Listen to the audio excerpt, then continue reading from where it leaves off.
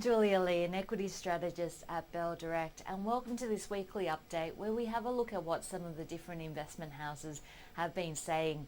This week, the US earnings season will be very firmly in focus, with earnings growth expected to once again decline. Now, although the market is expecting to see a declining earnings, probably one of the most bearish is Permabull Albert Edwards from Societe Generale. He's saying that whole economy profits never normally fall this deeply without a recession. So no doubt that this US earnings season is going to be important for dictating the direction of the US stock market, which does look to be topping out at current levels. Alcoa will be first off the boat with the major companies reporting over in the US. UBS expecting to see above consensus earnings coming through, so Alcoa beating expectations. And I guess the market also watching the flow on for AWC, which is listed on the Australian market. UBS saying that margins may surprise on the downside there. We're now going to have a look at the UBS quant screens, and given that small caps have outperformed over the last couple of years, we're going to have a look at 3 quant screens coming through for small caps from UBS. The first one is fundamental growth, and this one has outperformed the small ordinaries index by 20% over the last 12 months. The top 3 stocks on this screen is APN Outdoor, APO, Blackmores BKL, and the Reject Shop TRS.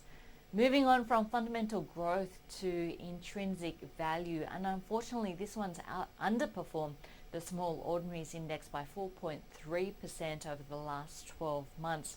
The top 3 stocks though on this screen are News Corp, NWS, Cleanaway, CWY, as well as MYR. And from intrinsic value on to sustainable income, this particular one has outperformed the small ordinaries index by 4.4% over the last 12 months. And just the top 3 stocks there: Platinum Asset Management, PTM, Tassel, which hasn't been doing so well this week, TGR, and Invocare, IVC. Moving on from UBS to Macquarie, and Macquarie adding to its quant portfolio, adding BlueScope Steel as well as Oz Minerals. On the flip side, adding to some short positions as well, so negative on Healthscope, Select Harvest, Ardent Leisure, as well as Origin Energy. Moving to listed property, which the Macquarie research team has also been focusing in on. And the preferred stocks in this area include Westfield, Goodman Group, Lendlease, as well as Charter Hall. On the flip side, underweight in stocks like Essentia, Vicinity, as well as Cromwell.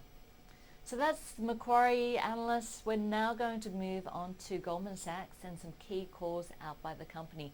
It has slapped a buy on Bank of Queensland, which of course is going through its 3rd repricing effort, but it has a sell on Worley Parsons, saying that the oil services fundamentals simply don't stack up, and Worley Parsons has rallied over the last few weeks.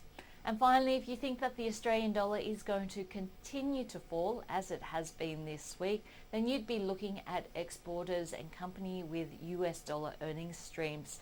Fat Profits saying that their preferred play in this area is Column Foods, which of course has been performing quite well over the last few months. And that wraps up this week's weekly update. The thing in focus next week will be US earnings season, which will dictate the direction of the US stock market. I'm Julia Lee, an equity strategist from Bell Direct. Hope to see you next week.